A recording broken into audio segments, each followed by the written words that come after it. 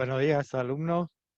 Eh, Comenzaremos con las clases de la optativa del 2020, técnicas en reproducción. Hoy vamos a ver la unidad temática número 1, donde vamos a tocar temas de neuroendocrinología, eh, todo lo referente al hipotálamo y la hipófisis, su función, su anatomía, hormonas hipotalámicas y hipofisiarias, regulación de la secreción de gonadotrofinas, todo en la parte de peces. Eh, Como ya veníamos hablando en su momento, cuando en producciones no tradicionales, un reto que tiene la piscicultura es la diversificación en la producción. Y dentro de esta, un tema muy importante es la reproducción controlada o en cautiverio de nuevas especies de interés comercial. En este sentido, son varios los problemas que debe enfrentar para poderse controlar la reproducción en cautiverio. Estos problemas son en parte la consecuencia de alteraciones en las condiciones ambientales a las que se hayan sometido los animales en cultivo. Y en muchos casos difieren sensiblemente de las condiciones que encuentran en el medio natural, como el caso de la lluvia, la temperatura, la luz. También podemos hablar de problemas asociados al desarrollo embrionario, la viabilidad de esos embriones, malformaciones que se presentan, el manejo que causa estrés. Este estrés puede traernos consecuencias de enfermedades, problemas en la alimentación, por lo que nos resulta fácil incorporar nuevas especies para su explotación en piscicultura. Por lo tanto, es importante conocer los aspectos etológicos, biológicos y hormonales del proceso reproductivo. Vamos a ver rápidamente algunas particularidades de los peces que tuvieron que ir adaptándose durante su evolución y todas sus preferencias reproductivas. Estos temas se van a ir completando en las clases posteriores. Así, los peces, según las veces que se reproducen, se pueden clasificar en semélparos, que se reproducen una sola vez en la vida, como ciertos salmónidos, y teróporas, que se reproducen más de una vez, que es el caso de los peces de nuestro río. Respecto al género, pueden ser gonocorísticos, que son de sexos separados, pueden ser hermafroditas. También puede haber producción partenogenética en los peces. Según el modo de fertilización, esta puede ser externa, cuando las gametas son fecundadas en el exterior, tanto machos como hembras sueltan sus, eh, sus gametas en el agua. Puede ser fecundación interna, cuando hay cópula. También puede haber una fertilización bucal. Según la cópula, esta puede ser monogamia, que se arman parejas, sobre todo cuando son especies que son cuidadoras de los huevos y de la progenie. Puede ser poligamia, esta puede ser a su vez poliginia o poliándrica, depende quién es el que produce la poligamia, si los machos o las hembras. Em, si presentan características sexuales secundarias, se los clasifica en monomorfismo, cuando uno no puede diferenciar bien macho y hembra, y aquellos que sí presentan dimorfismo sexual, como en este caso, que sí se puede diferenciar el macho de la hembra. Este dimorfismo sexual puede ser temporal, o sea, que únicamente aparece en la diferenciación macho y hembra en la época de reproducción. Es muy típico acá en algunas especies de mandulé. en una especie de Auchenipterus nuchalis, también denominada, eh, que también presenta dimorfismo sexual temporal, o puede ser permanente, o sea, que durante toda la vida podemos diferenciar el macho de la hembra. Según el lugar donde producen el desove o la fresa, pueden tener un lugar definido, como puede ser en el caso de los salmónidos, o no definido, eh, cuando el depósito de los huevos se hace en cualquier lugar. Es más de este tipo de desove de especies que tienen cuidados parentales. Según el cuidado parental, pueden ser sin cuidado, posterior a la postura de los huevos. eh, Esto sucede en los peces migradores, sobre todo, que depositan los huevos en la columna de agua y esos huevos son arrastrados hasta por la corriente. Pueden ser que haya cuidado parental, que el cuidado lo haga el macho, o puede ser que el cuidado lo haga la hembra. De los huevos posterior a la fresa, el cuidado también puede ser por el viviparismo, o sea, que puede ser facultativo cuando la hembra ante un problema guarda las crías principalmente en la boca. Pueden ser obligados en el caso de que haya ovoviviparismo, o sea, el huevo que se desarrolla dentro de la hembra, o vivapirismo cuando las hembras desarrollan el embrión directamente, eh, se desarrolla el embrión, como las vivíparas. O los cuidados pueden ser biparentales, que cuidan tanto machos como hembras.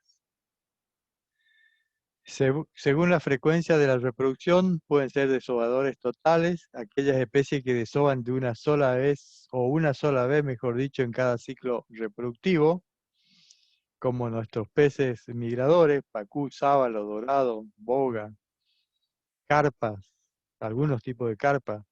Pueden ser desovadores parciales, especies que desovan más de una vez por cada ciclo reproductivo, como el caso bagres, mojarras, las palometas, tilapia y carpas, estas son exóticas.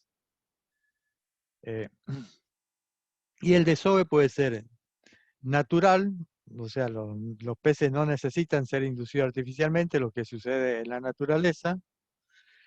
Pueden ser un desove por un método seminatural, se lo induce, se le aplica una dosis de algún producto para que desencadene el proceso reproductivo, pero los desoves se hacen solos, o sea, se ponen macho y hembra y desovan solos. O puede ser un método seco, se lo induce. En este método, todo el proceso se hace en el laboratorio y tiene mucha participación el operario. Se los induce, pero el desove se debe realizarse manualmente por stripping. Ya, aplicación de la hormona y después todo el proceso reproductivo es en seco y realizado por el operario. Según los huevos, se pueden clasificar en adherentes, se pegan a sustratos sumergidos, especialmente a plantas, o en caso de que hagamos nuestra reproducción a elementos que le pongamos nosotros para que adhieran los huevos, caso de algunos tipos de carpas, como en el caso de los caracius. eh, Se da en las palometas, ponen los huevos adheridos a las plantas. Este, los huevos también pueden ser flotantes. Luego del desove, los huevos se mueven libremente en la columna de agua, que es lo que pasa de los huevos de los migradores, pacú, sábalo, dorado, surubí, etc. O pueden ser huevos demersos que una vez puestos los huevos se van al fondo del cuerpo de agua, como en el caso de los bagres. Bueno, hasta acá vimos las características más o menos, cómo se fueron, características reproductivas y cómo fueron adaptándose los peces a distintos tipos de reproducción. Ahora, ¿qué es la reproducción? La reproducción es un proceso fisiológico desencadenado por estímulos ambientales, en el caso específico de los peces. Esos estímulos eh, ambientales desencadenan todo un proceso neurales y neurohormonales que producen unas reacciones en los peces que culmina con el desove. La reproducción es un proceso muy esencial para la perpetuación de la especie, cuyo objetivo es generar gametos viables que permitan la fertilización, que pasen todo el proceso de embriogénesis y que termina con la eclosión de los huevos generando larvas alevinos que luego se transforman en juveniles y después en adultos, cerrando así nuevamente el ciclo reproductor. Es un proceso fisiológico de marcado carácter estacional en respuesta a estas variaciones cíclicas y que de forma adaptativa los animales han seleccionado la época del año que resulta más favorable para la reproducción. Estas periodicidades son responsables de la presión de selección de los reproductores que determinan la sincronización de sus puestas con las épocas en que las larvas y alevinos encuentran una mayor disponibilidad de alimento y las condiciones climáticas y sociales más adecuadas para su supervivencia.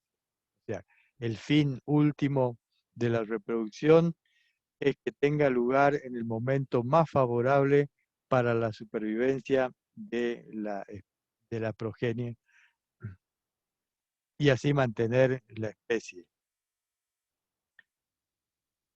La reproducción, al ser un proceso cíclico, está integrado básicamente de ritmicidades fisiológicas que necesitan sincronizarse muy estrechamente con las variaciones periódicas que se producen en el medio ambiente. O sea, ¿cómo integran los peces esta información proveniente del exterior para medir el tiempo y sincronizar sus actividades reproductoras, produciendo gametos que se produzcan en la época más favorable para la supervivencia de la progenie? Bueno, es uno de los aspectos más importantes y tal vez menos conocido de la reproducción. O sea, saber cómo se integra la información ambiental en el cerebro de los peces y cómo se realiza su transducción en señales neuronales y neuroendocrinas capaces de modificar otras estructuras y de producir hormonas implicadas en el proceso reproductivo. Y ahí juega un papel fundamental el eje pineal, o sea, de la glándula pineal, el cerebro, la hipófisis y la gónada. En la imagen, o sea, los factores y cómo influyen en todo el eje cerebro, hipófisis y gónada. O sea, de esta manera también se establece, podríamos decir que se establece como un doble diálogo temporal, primero entre el cerebro y el medio ambiente externo, cerebro y el medio ambiente, luego entre el cerebro y el medio ambiente interno del animal, o sea, hipotálamo, hipófisis y gónada, y el resultado final de este diálogo es una respuesta fisiológica de carácter periódica que afecta a los ritmos del animal en todas sus actividades, nutricionales, motoras y principalmente reproductoras. El órgano pineal y el cerebro desempeñan un papel relevante en la actividad del eje reproductivo, ya que desarrollan funciones receptoras, o sea, reciben los estímulos, integran la información esa, la pasan a otros órganos, o sea, con una función efectora. O sea, la función es receptora, integradora y efectora. El desarrollo adecuado de todos estos procesos requiere múltiples y complejas interacciones que tienen lugar a lo largo del eje pineal, cerebro, hipófisis y gónadas. Para esto, los individuos disponen de sistemas sensoriales y receptores específicos que perciben los estímulos del ambiente, como el fotoperiodo, lluvias, temperatura, etc. También reciben información social, o sea, presencia de otros individuos de la misma especie o de diferentes especies que pueden ser depredadores, densidad de esas poblaciones, proporción que hay entre macho y hembra, o sea, proporción de sexo. En los peces y en los anfibios, la glándula pineal es un órgano, es el principal órgano fotosensible. Posee unas células denominadas pinealocitos que actúan como fotorreceptores. En cambio, en los mamíferos, la captación de la información luminosa reside casi exclusivamente en la retina, ya que es la estructura que presenta mayor células fotorreceptoras, como son los conos y los bastones. Ha perdido la glándula pineal parte de esos pinealocitos y ya no actúan en los mamíferos como un órgano tan receptor de los factores externos. El órgano pineal de peces suele adoptar una disposición más o menos vertical y se sujeta por tejido conjuntivo al cartílago presente justo debajo de la ventana pineal. Esta ventana pineal está ubicada por arriba de la cabeza de los peces. Es un adelgazamiento del hueso de la cabeza y cubierto por una membrana mucho más fina que permite el paso de la luz, eh, y también es una característica de esa membrana que posee menos melanóforo que el resto de la piel del cráneo.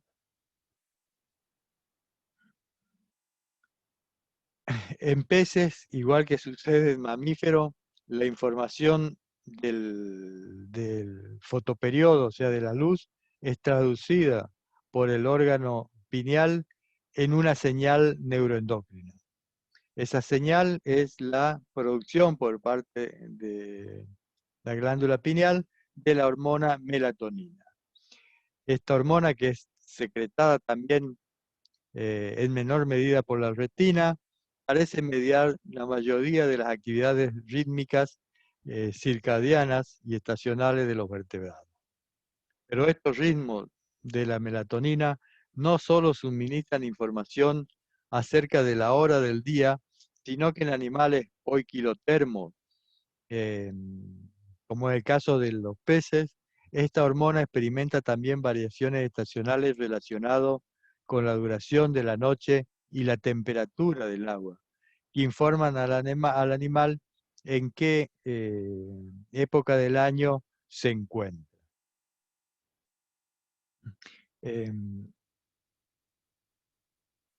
Todas estas evidencias parecen poner de manifiesto una implicación del órgano pineal y la melatonina en la regulación rítmica, tanto diaria como estacional de la reproducción, actuando sobre el eje cerebro epofisiario. Acá vemos, perdón que vuelva para atrás, cómo actúa la melatonina en la noche durante los veranos, o sea que son las noches más cortas, hay una producción mayor y en pico, y en invierno, al ser menor, al ser más larga la noche, la melatonina se produce a lo largo de toda la noche. La captación eficaz de estas señales ambientales y su correcta interpretación y sobre todo a la respuesta fisiológica que desencadenan, son indicadores del grado de adaptación de los animales con su entorno ambiental. En respuesta a esas variaciones cíclicas y de forma adaptativa, los animales han seleccionado la época del año en que resulta más favorable para la reproducción y principalmente para la supervivencia de su progenie. Vemos en este esquema resumido, o sea, los factores ambientales que influyen sobre la glándula pineal, la melatonina que actúa a nivel de cerebro, el cerebro actúa con el hipotálamo en la hipófisis elimina sus hormonas que actúan a nivel de gónadas, produciendo su estereogénesis y gametogénesis. Y así más o menos es el ciclo que vamos que vamos a seguir desarrollando. No solo se produce dentro de las neurohormonas la GnRH, sino también se producen otras neurohormonas por distintos órganos, como puede ser el cerebro, el riñón, el tejido adiposo, el hígado, etcétera, como son la dopamina, el neuropéptido I, el GABA, serotonina, etcétera.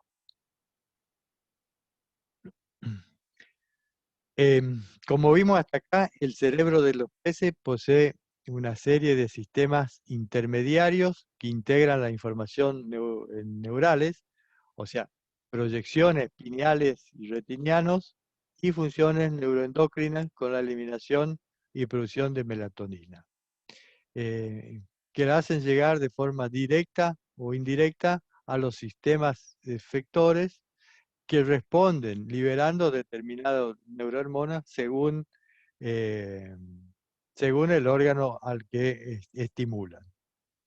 Por lo que los eventos neurales, o sea, nerviosos, predominan en la primera etapa a partir de la percepción de los estímulos ambientales. O sea, los eventos neurales están durante la primera etapa.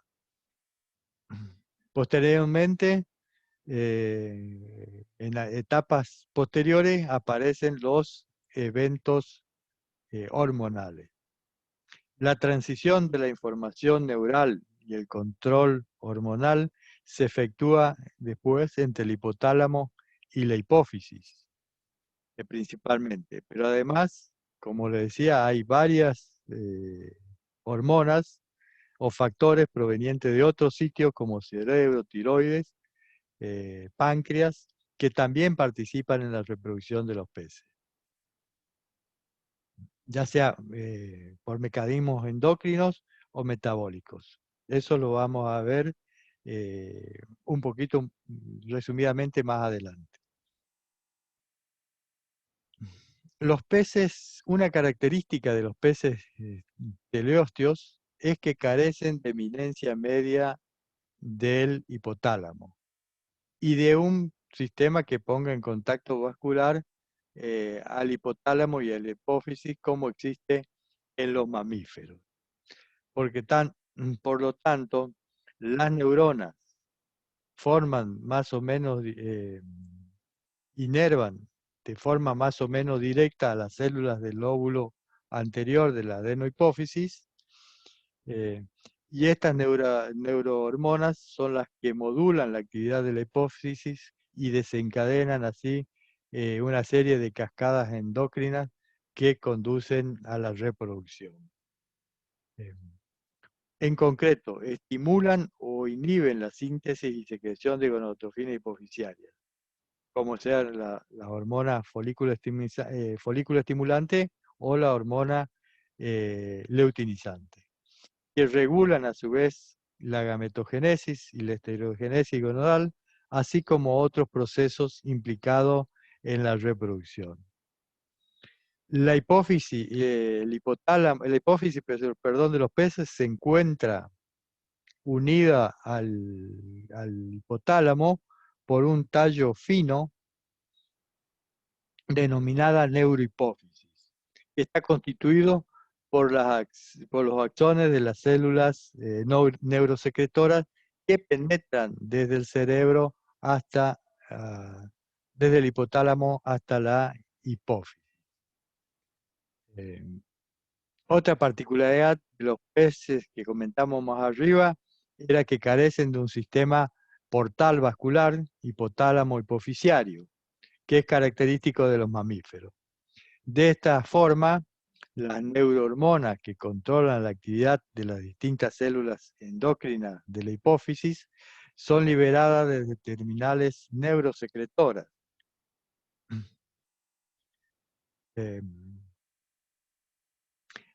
De forma, o sea, esta liberación la hacen de forma más o menos directa, o sea, sobre la célula o en torno de esas células que denominamos células diana o blanca, o sea, son las células donde tienen acción esas neurosecreciones.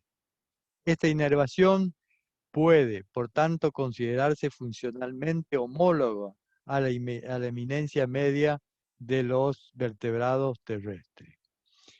En algunas especies de peces, estas terminales neurosecretoras se encuentran separadas de las células adenohipofisiarias por una membrana basal doble en la que se liberan los productos de neurosecreción.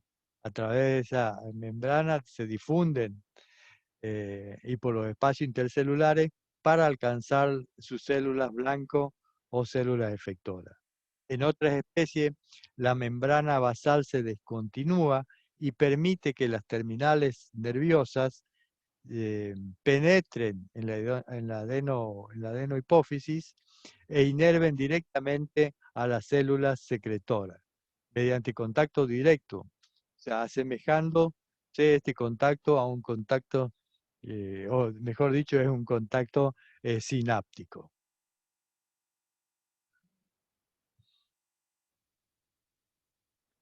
Hay dos sistemas neuroendocrinos principales que dirigen la reproducción en peces. El sistema GnRH, o sea, de la hormona liberadora de gonadotrofina, y el sistema dopaminérgico. En referencia al sistema de GnRH, podemos decir que dentro de vertebrados, los peces teleósteos representan el grupo filogenético que expresa un mayor número de variantes de GnRH. Así, tras la identificación de la primera GnRH de los peces, que fue la GnRH-S o GnRH salmón, se han secuenciado otras 7 isoformas de GnRH que generalmente llevan el nombre de GnRH y la primera letra de la especie en las cuales se la ha encontrado. De las 8 isoformas de GnRH encontradas, 6 son específicas de los peces. El patrón básico de distribución de la célula de GnRH en peces teleósteos sugirió la existencia de dos sistemas principales. Un sistema de GnRH distribuido en la porción anterior y ventral del cerebro anterior y que puede estar expresado por distintas formas de GnRH según la especie. Y otro sistema de GnRH en la transición entre el diencéfalo y el mesoencéfalo, que expresa de forma más conservada de GnRH como la GnRH2, y esas GnRH no son tan específicos de especies, tienen mucha inespecificidad. La GnRH2 fue la primera hallada, la primera GnRH hallada, y es en otros animales, y se la encontró en los pollos, por eso también se la denominan chicken GnRH. La principal acción de la GnRH es la estimulación de secreción de gonadotrofina en la hipófisis. y que todas las formas, mejor dicho, de GNRH son capaces de llevar a cabo estas acciones. Lo que varía es la potencia en una GNRH y en otras. Tienen más potencia la específica que la no específica. Aunque la mayoría de los estudios han abordado los efectos de la GNRH sobre la liberación de LH, en un principio, más tarde los estudios han puesto de manifiesto también que la GNRH es capaz de estimular la secreción de FSH. O sea, en PC primero fue descubierta la acción de la LH y después la de la FSH. Bueno, y el otro sistema es el sistema dopaminérgico.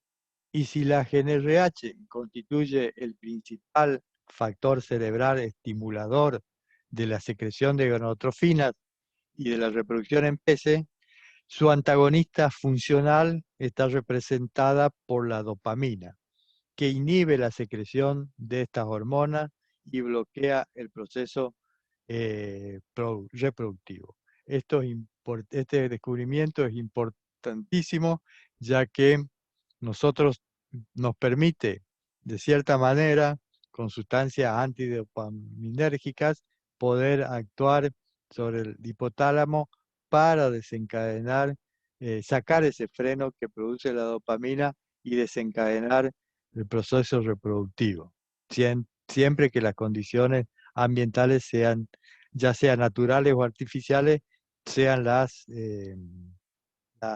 preferenciales de ese pez.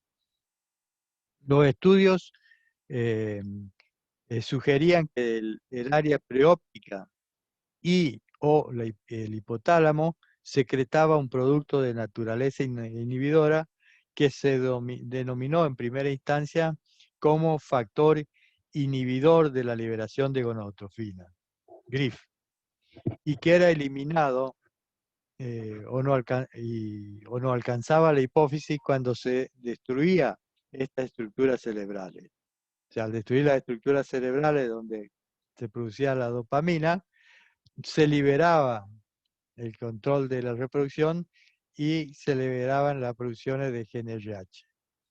No así en el pez lesionado, lo que pasaba, y esto era en el control, cuando seguía actuando eh, eh, la dopamina.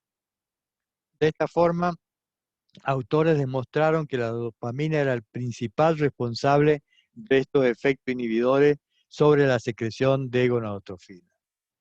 La acción de la dopamina está modulada, está regida por los esteroides sexuales y en particular por el estradiol. Así, la inhibición dopaminérgica se correlaciona en forma positiva con los niveles circulantes de estradiol durante el periodo preovulatorio. El estradiol lo que hace es estimula la síntesis de tirosina hidroxilasa, que es la enzima clave para la síntesis de dopamina. Y a las neuronas tirosina hidroxilasa positiva que están ubicadas en el área preóptica y que presentan los receptores de estradiol. Estos son los dos sistemas principales, el de la gonadotrofina y el de la dopamina. Pero hay otros sistemas neuroendocrinos implicados en el control de la reproducción, eh, como es el neuropéptido I o NPI, como es el GABA, como es la taurina, etc. El neuropéptido tirosina o el NPI posee efectos estimuladores sobre las secreciones de gonadotrofina en peces, efectos que pueden ejercerse en forma directa sobre las células gonadotropas hipofisiarias, pero también estimulando la liberación de GNRH en el área del hipotálamo y de la hipófisis. la respuesta de la hipófisis al NPI puede ser bloqueada también o es bloqueada por la dopamina y presenta un carácter estacional que parece depender también de los niveles de esteroide. O sea, en el NPI también es regulado por la dopamina y también depende eh, de los estrógenos. Así se ha evidenciado que el estradiol y también la testosterona estimulan la expresión del NPI en el área preóptica. Además, se ha descrito que el NPI estimula también en peces la hormona de crecimiento. Esta diversidad de efectos de, del NPI confiere un papel relevante en la mediación de la interacción entre la reproducción, el metabolismo y el crecimiento en peces. El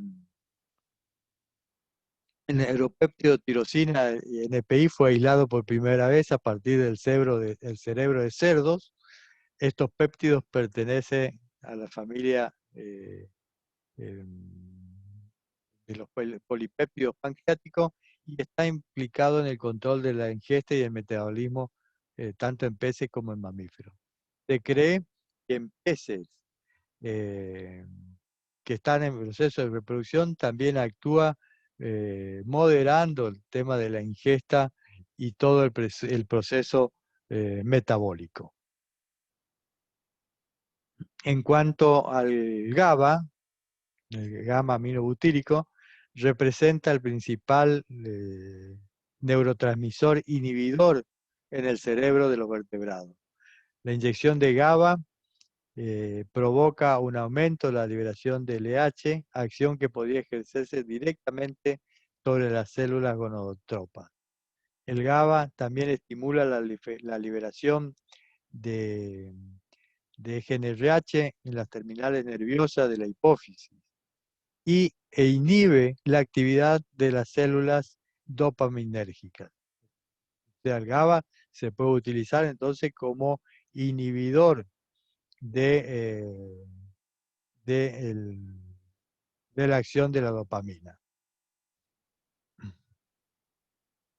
También los efectos estimuladores del GABA son estacionales y están modulados por el estradiol. La taurina es otro aminoácido neurotransmisor que está presente en elevada concentración en el cerebro y la hipófisis. Provoca un rápido aumento de los niveles de gonadotrofina del suero y parece actuar también modulando los efectos inhibidores de la dopamina en la liberación de la gonadotrofina. El ácido glutámico presente en la fibra y células de la hipófisis, incluidas las células gonadotropas. El glutamato monosódico produce un aumento de los niveles séricos de LH y potencia la liberación de LH y en respuesta a la GnRH. Otro tipo de hormonas son las quiseptinas. Estas no están muy bien estudiadas todavía en peces, se conoce muy poco. Sí, hay mayores estudios en mamíferos y tienen mucha actuación durante todo el ciclo ovárico, en, en la pubertad, etc. Pero en peces recién se están estudiando. Bueno, ahora vamos a ver la otra parte, o sea, qué pasa, hasta acá llegamos hasta el hipotálamo, hasta la hipófisis. Ahora vamos a ver qué pasa con la gonadotrofina. Durante muchos años se pensó que en la hipófisis de los peces existía una sola gonadotrofina, que también se la llamó gonadotrofina madurativa. Pero en la década de los 80 se identificaron dos gonadotrofinas químicamente diferentes, denominándose gonadotrofina hormona gonadotrófica 1 y hormona gonadotrófica 2. Que era la 2, era la que previamente se la conocía como gonadotrofina madurativa, o sea, la primera que se descubrió. Posteriormente, y en base a la secuencia de aminoácidos, se estableció la homología que había entre la hormona gonadotrofina 1 y la hormona gonadotrofina 2 de los peces con la FSH, o sea, la hormona folículo estimulante, y con la LH, hormona leutinizante de los mamíferos, respectivamente. De esa manera, eh, eh, de esta manera, hoy se utiliza, ya no se utiliza más la denominación de GTH1 o GTH2, sino directamente de FSH y LH. Estas dos gonadotrofinas, FSH y LH, son las responsables de que los procesos gonadales tengan lugar. La acción de la gonadotrofina sobre la gónada se ejerce a través de su acoplamiento a receptores de membrana específicos que están localizados en las células foliculares, en las células de la teca, en las células de la granulosa, en el ovario, o en las células de Leydig y en las células de Sertoli en el testículo. Eh, la FSH está presente a lo largo de todo el ciclo de cuando empieza el proceso reproductivo, pero se incrementa en forma notable durante la oogénesis y la espermatogénesis temprana, y después decae su concentración y vuelve a aparecer después de la ovulación, o sea, durante la posovulación o la posespermiogénesis. Los niveles de LH en plasma, al contrario, son bajas o indetectables durante la primera fase de desarrollo gonadal y después muestran un pico durante la fase de maduración final y ovulación en las hembras o espermiogénesis y espermiación en los machos. Este es un resumen de lo que vimos hasta ahora, o sea, el cerebro a través del hipotálamo produce la GnRH que va a actuar sobre la hipófisis, que libera las gonadotrofinas que van a actuar sobre las gónadas, produciendo los esteroides sexuales, por un lado la esteroidogénesis, producción de testosterona, estrógeno, 11 que testosterona, etc. Y por el otro lado, todo el proceso de ovogénesis o espermatogénesis.